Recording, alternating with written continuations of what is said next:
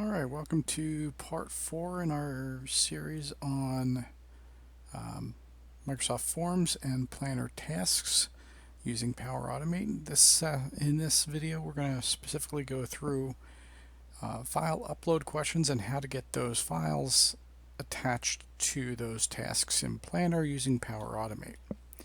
So before we do that, let's talk just a little bit about tasks or attachments to tasks in general. So if you were creating a task manually and you click the Add Attachment button, you have three options there. First is from computer, which is basically uploading a file from your device, from your desktop, documents, whatever. And when you do that, that file is then placed into the document library in the SharePoint site connected to that plan, or I should say connected to the group that the plan is associated with. So that's the first option from your computer. The next one, from team files, is essentially files that are already in that SharePoint site. So if you have some templates or other documents in that SharePoint site already, you can attach them to tasks. And then the last one is a link to a URL. So if it's not a discrete file, if it's a website, if it's a database, something like that, anything that you have a URL or URI to that people can use to get to that resource, you can attach a link to a task as well. Now, regardless of which of those you choose, the attachments themselves, the files, don't live in that task. As I mentioned, those are, the files are always uploaded to, if you select from your computer, they're uploaded to that team site, or they're already in the team site, or it's a link to a URL. So in the task itself, there is something called a references table.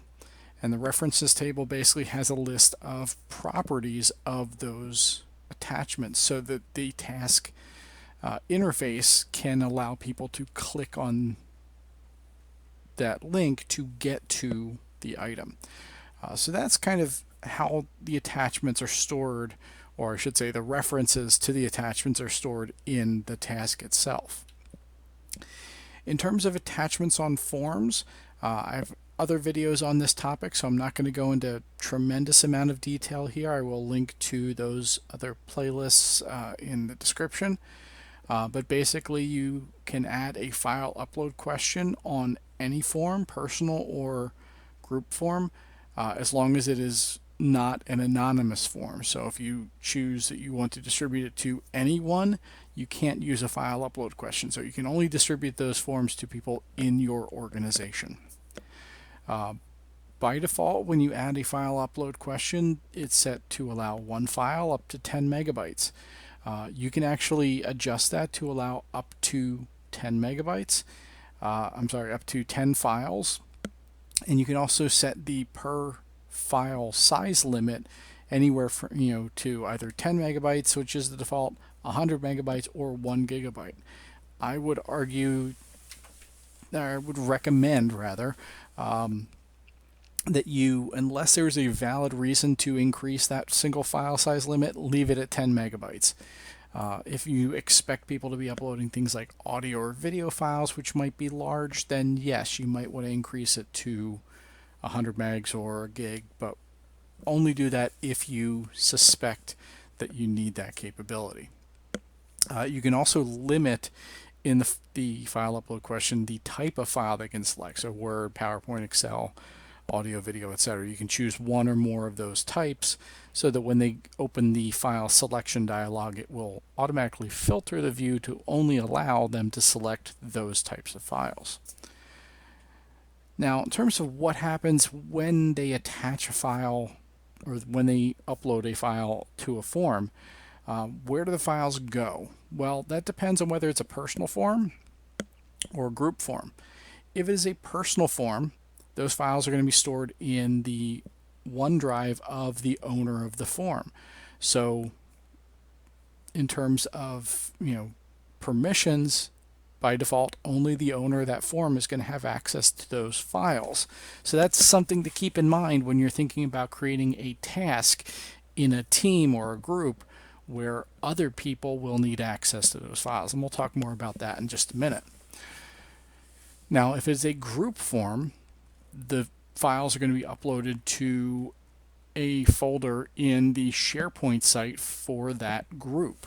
So again, if you're using a plan associated with a team or a group, that team or group has a SharePoint site, so ideally it would make your life really easy if those files were in the SharePoint site for that team or group, and you want to attach them to a task in a plan associated with that group. Keeps everything in one nice little bundle. So that's really my recommendation, is that you use a group form. It will make your life easier, and we're going to go into a little more detail on that. Now, if you currently have a personal form that you're using for creating tasks, and you know that you're going to want this file upload capability, my first recommendation, your best bet, is to move that form to the group that's associated with the plan where you're creating the tasks.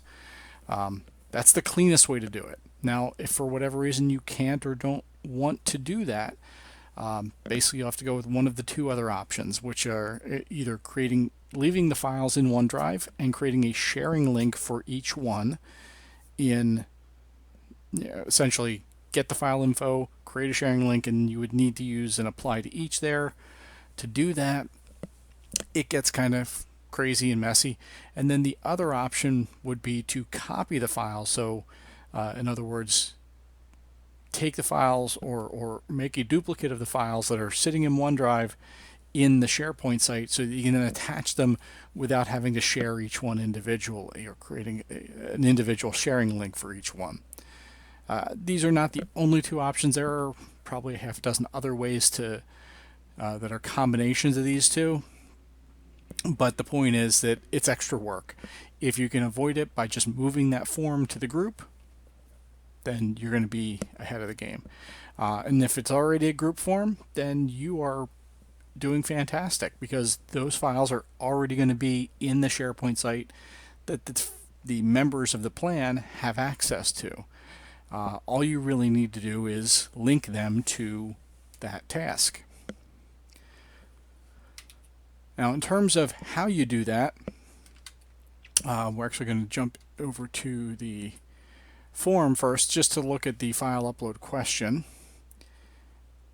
Basically, it's the same form. I just moved it to a group, the group associated with the plan, and I added this file, or a file upload question called related files, and I have it set to allow up to 4 files with the default size limit of 10 megabytes. So that's the question we're going to be getting the files from, is related files. Now, if we jump over to our flow, let me just clean things up a little bit here. I created a copy of the flow called Group Form Planner Task Creation, just to differentiate it from the other flow. And when I edit this, basically what I did is in Power Automate, you can do the save as to duplicate a flow. It's really useful for backing up flows that might get deleted, or before you share it with someone, or just as sort of a fallback as you're developing something. You can do save as and keep it safe somewhere. But you can also use it for repurposing a flow. So I did a save as, changed the name, and then also in the flow itself, I pointed wherever the previous form was referenced, I plugged in the form ID of the new form, because essentially this drop-down only shows you personal forms. If you want to link this to a group form, you need to go to your group form, and in the URL somewhere you'll see form ID equals, and then a big ugly string of characters, usually ending in WCU. Every one that I've seen has ended in WCU. Don't know why, but that's what I've noticed. But basically this big ugly string, that is the form ID. So you'll copy that, go over to your flow, enter custom value, paste that in, and you're good to go. And then do that again in the response details, so you're getting the right, referencing the correct form and the response ID. Alright, so the rest of this is pretty much the same. Now when we want to start adding our files that have been uploaded as attachments to a task. If we look at the update task details field or action, we'll see the schema for the reference. So if I plug in, so I'll just put in alias and link and type, and we look at this as an array format, or in the array format, we'll see that this is the schema we need. So the curly brace, alias, resource link. So that's basically what we want. So I'm just going to copy this. You don't need to worry about the square brackets, but I'm going to copy that and we're going to come back to it a bit later. So let me just blank all that out for now. Now, because we might have multiple attachments, even if you have just one attachment, it's going to be easier for you to treat it as an array. So we need to first initialize that array variable. So I'm going to add an action here and initialize variable action. We'll call it var attachments. Make that an array, and the initial value will be blank. And just to keep things clean, let's rename this. There we go. All right, now we need to, in order to get the details for those files that were attached, we need to do some parsing of JSON. That sounds scary. It's not really. Basically, JSON is a structured form, a way of structuring data. So I'm going to make it easy for you and give you the schema that you need to use. There are other ways to generate this, but I will give it to you and I'll put it in the description of the video.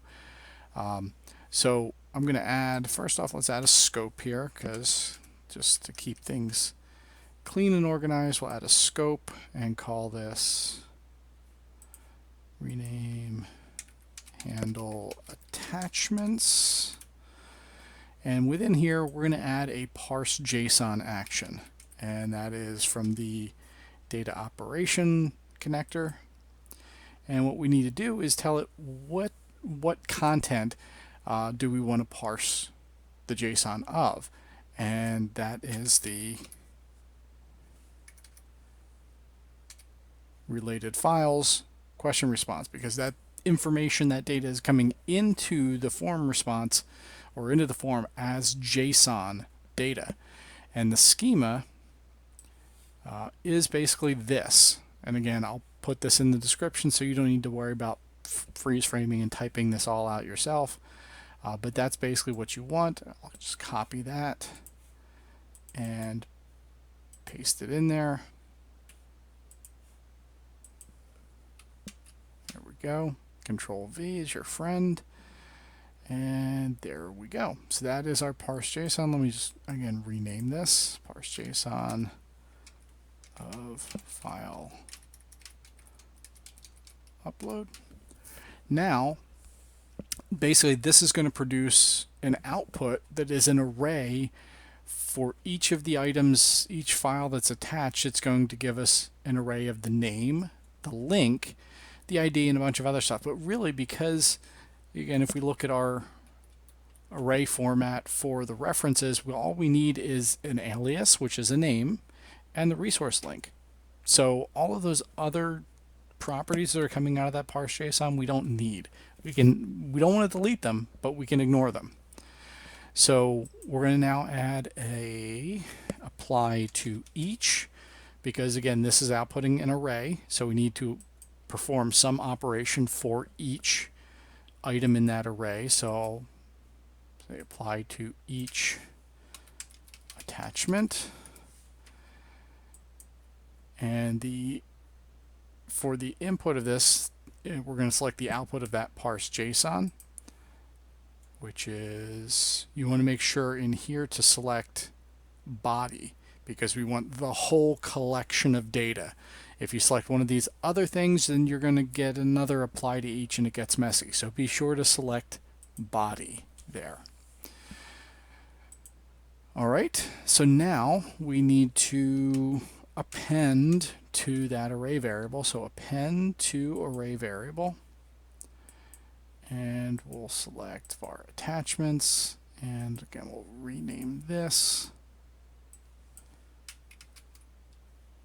to var attachments, and the format that we want to plug in there is this. So there's our alias, there's our resource link, and we're just going to replace alias here with, from our parse JSON, the name. And for the resource link, that's it. That's all we need to do. So I'm going to click save. And actually the last thing we need to do is in our update task details action, in the references, we need to pass it that var attachments array. Hit save again, and then we're going to, all right, have a clear deck there. So we're going to go into our form, preview it, and we'll say this has some attachments. It's a management task starting the 7th and due, no, the 11th, the 18th, whatever, doesn't matter. It doesn't matter. Medium priority, we'll ignore the checklist items, but let's attach a couple of files here. So I'll attach